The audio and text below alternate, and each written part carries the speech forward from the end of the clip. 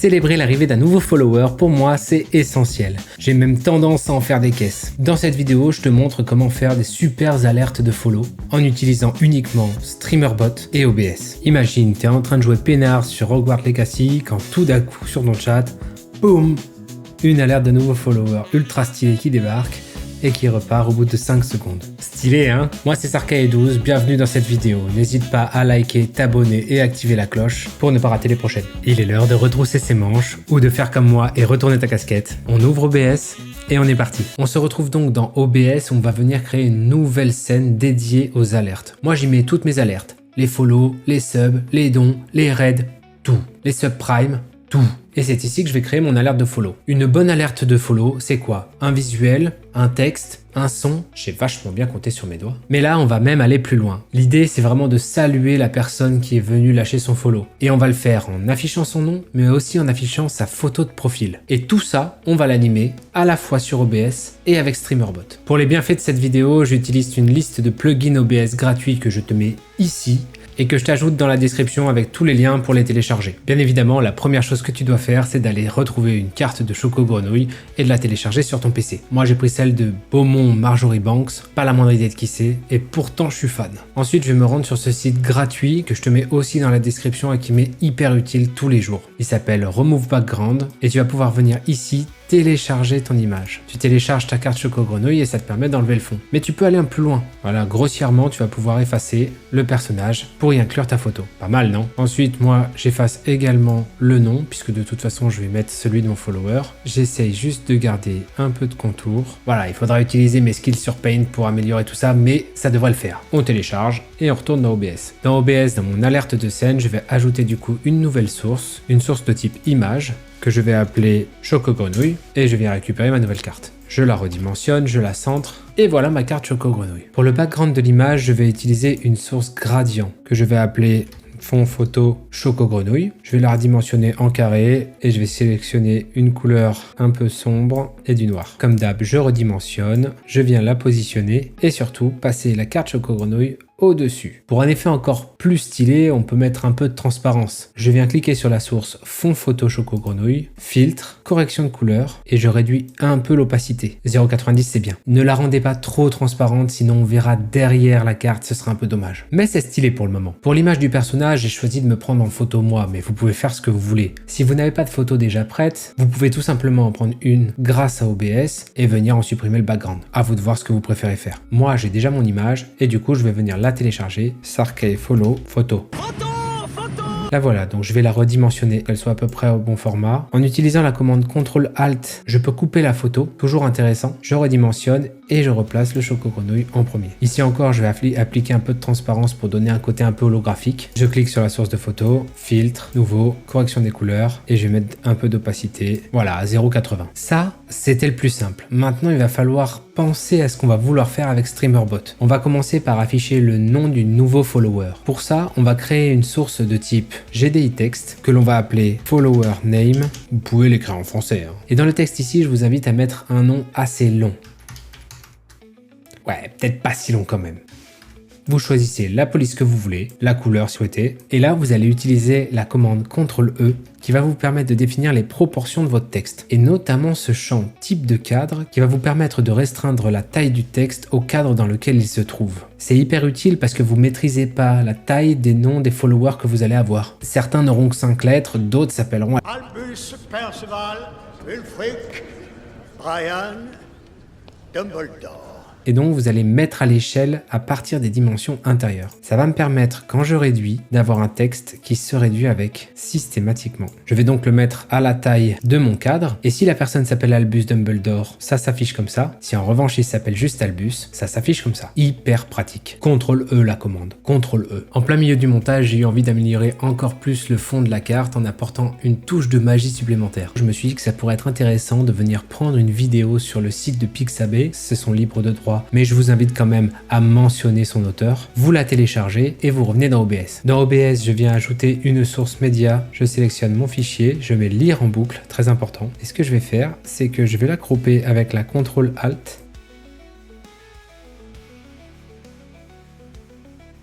Ouais, ça donne pas mal, hein. Un côté un peu plus magique, non? La prochaine source qu'on va ajouter, c'est une source de type navigateur web et on va l'appeler photo de profil follower. Cette source va venir nous permettre de récupérer la photo de profil de notre follower et de l'afficher sur notre stream. Ça, c'est Streamerbot qui le fera. Pour le moment, on va donc laisser l'URL telle quelle, changer les dimensions en 200-200 pour que ce soit un carré. On va venir la placer et on va venir appliquer un nouveau filtre, un shader, user shader, que j'ai beaucoup utilisé dans la vidéo où je vous parle de créer un dark mode sur votre stream qui doit s'afficher en haut de votre écran. J'utilise Load Shader Text from File, Circle, pour donner tout simplement un aspect rond à la photo de profil. Je la redimensionne, je la repositionne et c'est GG Wellplay. Pour un effet encore un peu plus sympa, moi j'aime bien ajouter un petit son à l'alerte, ça me permet de l'avoir dans le casque et c'est toujours intéressant. Pour ça, on va créer une source de type média, on va l'appeler Alert Follow Sound. Tu vas chercher ton son et tu le rajoutes sur ta scène. Important, si tu vas avoir un retour casque au moment où l'alerte se joue pendant que tu es en live, tu dois venir dans le mélangeur audio, chercher ton son, en l'occurrence moi c'est Alert Follow Sound, et cliquer sur les 3 petits points, propriété audio avancée. Tu viens chercher l'Alert Follow Sound et ici tu vas venir monitoring et sortie. Ça va te permettre de l'entendre dans le casque. Magnifique. Il ne nous reste plus qu'à afficher nouveau follower ou n'importe quel texte, c'est toi qui choisis. Pour ça, j'ai été récupérer sur internet une police Harry Potter et j'ai écrit tout simplement nouveau follower. J'en ai fait une image et donc je viens ajouter une source de type image que j'appelle texte nouveau follower. Je la replace sous la carte et voilà, le tour est joué. Je dirais même plus, le tour de magie est joué. On a donc maintenant une alerte de follow hyper quali et il va falloir décider comment tu veux la faire arriver sur ton stream. On va l'animer, je te montre ça. Et tu as deux manières de le faire dans OBS. La première, ça va être de gérer la manière dont vont apparaître les éléments sur la carte. Pour que tu comprennes, je vais venir animer le texte nouveau follower. Pour ce faire, je le sélectionne, je clique droit et je viens utiliser la transition à l'affichage. Je vais venir mettre un balayage Luma. Moi, j'aime bien par exemple le fractal qui donnera cet effet-là. Et surtout, je vais lui demander d'apparaître en 900 millisecondes. Résultat, quand il est masqué, et quand il s'affiche, ta ta ta ta ta ta ta. Donc par exemple, si tu veux garder le suspense sur ton nouveau follower, tu peux décider de mettre une animation à l'affichage sur la photo de profil et le nom. Ça peut toujours être cool. Follower name, transition à l'affichage et on va mettre un fondu en 900 millisecondes. Et ça donne cool. Idem pour la photo de profil. Affiché. Cool. Pour rendre les choses encore plus magiques, ce que je vais faire, c'est faire en sorte de masquer le texte, la photo de profil et le nom de l'utilisateur. Mon idée, c'est de faire apparaître la carte, puis seulement à ce moment-là, d'afficher les informations du follower. Ok, pour le moment, je comprends que ça te paraît potentiellement un peu vague parce que Albus, c'est pas un vrai follower et surtout, il n'a pas de photo de profil. Mais t'inquiète pas, ça vient dans la partie de Streamerbot. Tu peux te référer au chapitrage si tu veux pour accéder directement à cette section-là. Maintenant qu'on a géré les transitions d'affichage des différentes source de notre alerte, il va falloir faire en sorte que toute la carte se déplace, vienne s'afficher en plein milieu de l'écran, puis disparaisse. Il y a plusieurs manières de faire et je vais t'en présenter une, mais tu pourrais gérer des niveaux de zoom ou une entrée de gauche à droite ou de bas en haut. Et pour ça, on va utiliser un plugin que j'utilise tout le temps et qui s'appelle Move Transition. Il est bien évidemment dans la description et je te conseille de le télécharger, il te sera super utile pour suivre toutes mes vidéos. Alors, la première chose que tu vas faire, c'est grouper tous les éléments de ton alerte pour que ce soit plus simple de les faire bouger. Tu l'appelles alerte de follower et à partir de maintenant, tu vas pouvoir commencer à bouger tous les éléments d'un seul coup. Première étape, capitale. Le plugin Move s'applique directement sur ta scène. Il va falloir donc que tu cliques droit sur la scène alerte, puis filtre, plus et Move Source. Tu vas l'appeler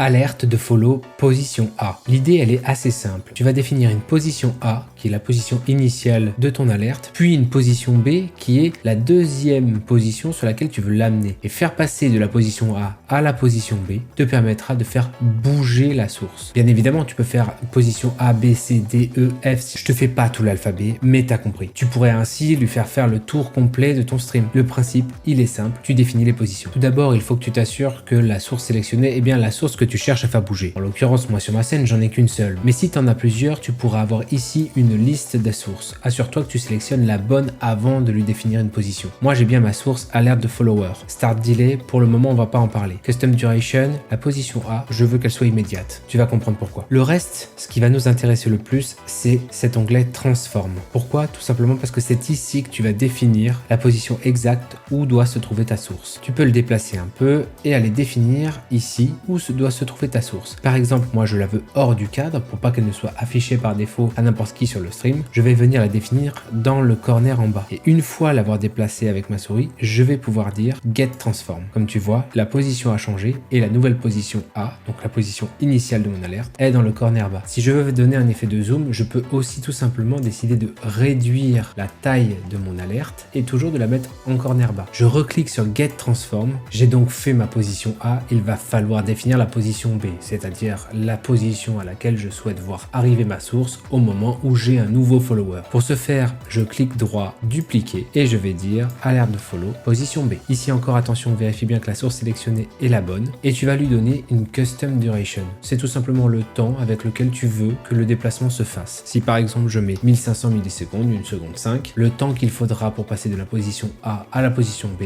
prendra 1 seconde 5. Je vais venir maintenant définir la position, je vais l'agrandir pour la mettre dans une taille où on voit bien tous les éléments, CTRL D pour centrer, c'est donc là que sera affiché mon alerte. La classique, c'est d'oublier de cliquer sur Get Transform pour indiquer que c'est la nouvelle position à laquelle se trouve ton alerte. Tu cliques sur Get Transform, donc si je me mets en position A, c'est en bas dans le corner, si je me mets en position B,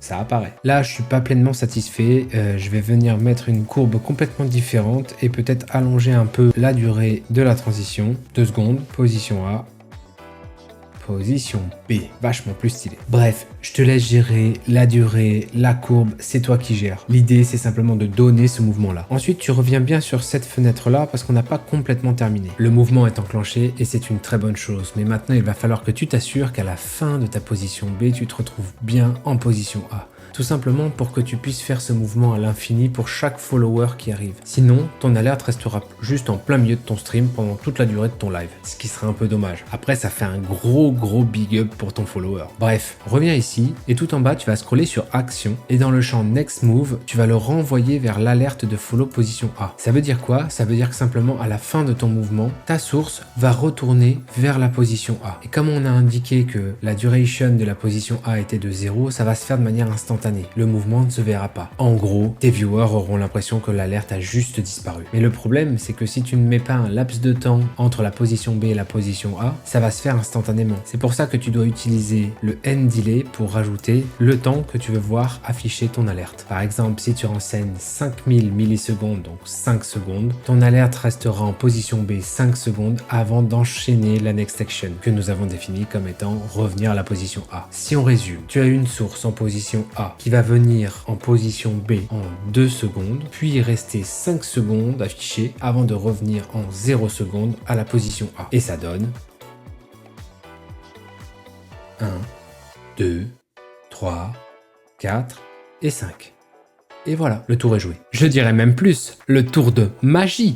Je reconnais que ce plugin, il est un peu technique, mais en vrai, quand tu le fais de manière méticuleuse, c'est assez incroyable ce que tu peux faire. Je l'utilise très souvent sur ma chaîne. N'hésite pas à me passer me voir sur ma chaîne Twitch, Sarkae12 au passage. Allez, maintenant, on quitte OBS pour se rendre dans StreamerBot. C'est là où on va pouvoir animer l'intégralité de ton alerte, récupérer les informations du follower et les afficher sur ton stream, et bien évidemment de définir les triggers qui vont déclencher l'alerte sur ton stream. On y va? C'est parti! En soi, le fonctionnement de StreamerBot est assez simple. L'idée, c'est de définir une action, définir des sous-actions que cette action va générer et un trigger qui va lancer l'action qui va générer les sous-actions. Bref, une fois que tu as compris le principe, il n'y a plus qu'à trouver la bonne manière de faire. Et ça, c'est là où je vais t'aider. On va se rendre donc dans l'onglet Actions. Dans cet onglet, tu retrouves l'ensemble des actions que tu as créées. Alors tu vois que moi, j'ai créé pas mal d'actions pour ma chaîne Twitch personnelle et j'ai même des actions qui sont destinées à mes vidéos YouTube. Je vais donc commencer par créer une nouvelle action et pour ça, c'est très simple. Ce que je vais faire, c'est clic droit, add et donner un nom.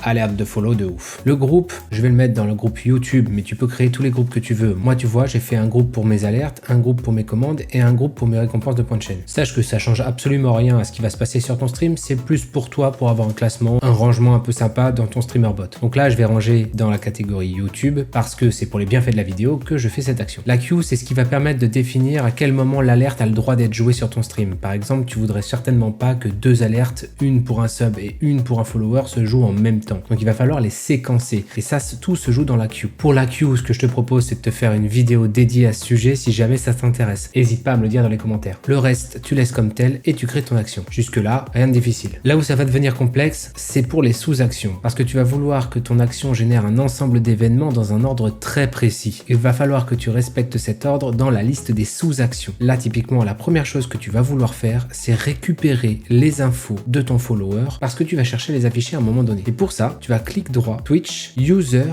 Get User Info for Target. Ça va t'ouvrir cette petite pop-up et ça va te demander de quel user tu veux récupérer les infos. Toi, celui qui t'intéresse, c'est le user. Le broadcaster, c'est toi. Ce qu'il faut bien comprendre, c'est qu'ici, le user correspond à celui qui déclenche l'alerte. Et donc, comme c'est un nouveau follow, ça va être le follower. Si demain, c'est plutôt sur un sub, ce sera la personne qui souscrit à un abonnement qui sera le user défini. Idem, si tu le fais avec une récompense de points de chaîne, c'est ton viewer qui récupère la récompense de points de chaîne. Bref, je pense que tu as compris. Ici, l'idée, c'est ton user. Tu cliques sur OK et tu as ta première sous-action qui est faite. Bravo. Maintenant, tu sais que les informations de ton follower sont récupérées. Il va falloir que tu t'en serves pour pouvoir afficher convenablement les éléments que tu souhaitais, à savoir ta photo de profil et le nom de l'utilisateur. Donc pour faire ça, tu cliques droit, OBS, source, set browser source URL, la connexion tu laisses par défaut, la scène que tu cherches c'est la scène d'alerte, la source c'est la photo de profil et dans le champ URL tu vas renseigner %target user profil image URL % avec les majuscules au U, au P, au I et au U. C'est pas moi qui invente, c'est la documentation de StreamerBot et que je te remets d'ailleurs dans la description. Ça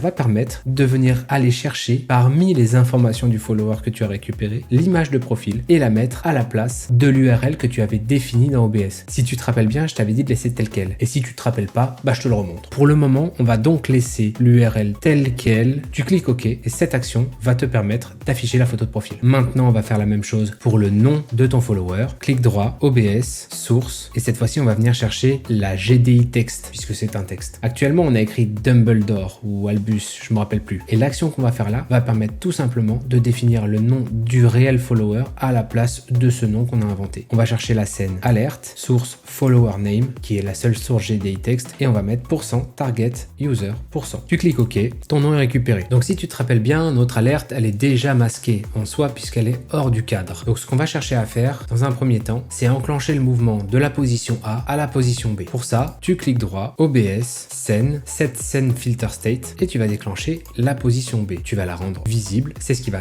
déclencher le mouvement. On a défini qu'il fallait 2 secondes pour que ton alerte passe de la position A à la position B. Donc je te conseille de rajouter un délai, ce qui va te permettre de t'assurer que l'affichage des informations de ton follower ne s'affiche qu'une fois l'alerte en milieu de ta scène. Pour ça, on va mettre core, délai ou delay, et on va laisser 2 secondes 5. Comme ça, on est sûr que l'alerte est bien au milieu. Et maintenant, ce que tu vas chercher à faire, tout simplement, c'est d'afficher les éléments. Et pour afficher les éléments, c'est très simple. Tu cliques droit, OBS, source, puisque c'est ce que tu vas chercher cette fois-ci à faire apparaître, set source visibility state, et tu vas venir chercher dans ta scène alerte le follower name, le rendre visible. Tu vas faire la même chose pour la photo de profil et le texte nouveau follower. Tu peux utiliser un CTRL-C, CTRL-V et juste venir changer la source que tu souhaites faire apparaître, le photo de profil follower. Idem pour le texte nouveau follower, et là tu as rendu visible ce qu'il fallait. C'est très bien et tu pourrais te dire que tu as terminé. La réponse à cette question, qui n'est pas une question, c'est non, t'as pas encore terminé. Tout simplement, il va falloir remasquer les éléments que tu vas vouloir réafficher lors d'une nouvelle alerte de follow. Et donc pour ça, tu vas laisser le temps à ton alerte de bien se consommer, les 4 secondes 5 restants, la laisser se désafficher, puis masquer les 3 sources. Normalement, t'as compris, on va rajouter un délai avec or delay 4500 millisecondes, puis grâce à cette merveilleuse commande du copier-coller, on va pouvoir tout simplement changer l'état en caché. Hidden, je sais toujours pas.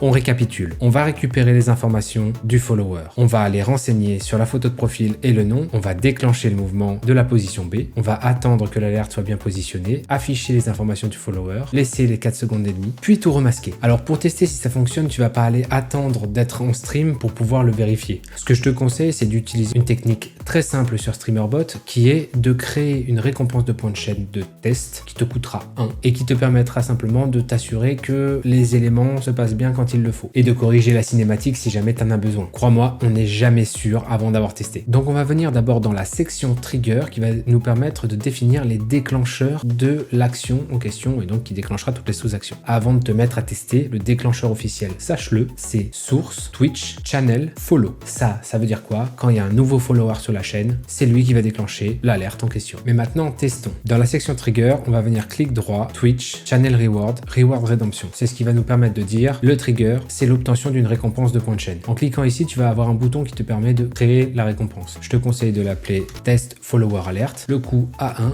et de la créer. Voilà, donc tu as deux déclencheurs différents qui vont déclencher la même alerte. Il faudra bien que tu penses à l'enlever, sinon tout le monde pourra déclencher ton alerte avec une récompense de points de chaîne à 1. De retour dans OBS, tu retournes dans ta scène alerte et tu vas venir tout simplement tester si ça fonctionne bien. Pour ça, tu vas venir dans ton doc chat Twitch et venir récupérer la nouvelle récompense de points de chaîne que tu viens de créer, test follower alert. Tu cliques dessus, tu la récupères et tu vérifies que tout se passe bien.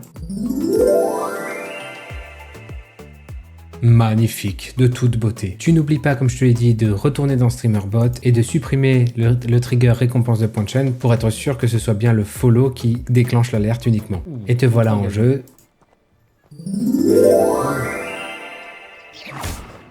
Merci beaucoup la commune. Merci à Sarkay12 pour son follow, c'est hyper sympa. Voilà donc comment créer des super alertes de stream animées avec OBS et StreamerBot. Personnellement, j'ai choisi les chocos-grenouilles d'Harry Potter, mais à toi d'être créatif pour que ça corresponde à ton thème. En tout cas, si cette vidéo t'a plu, n'hésite pas à liker, à t'abonner et à activer la cloche, bien évidemment. Et puis on se retrouve très bientôt pour une nouvelle vidéo. À bientôt les streamers!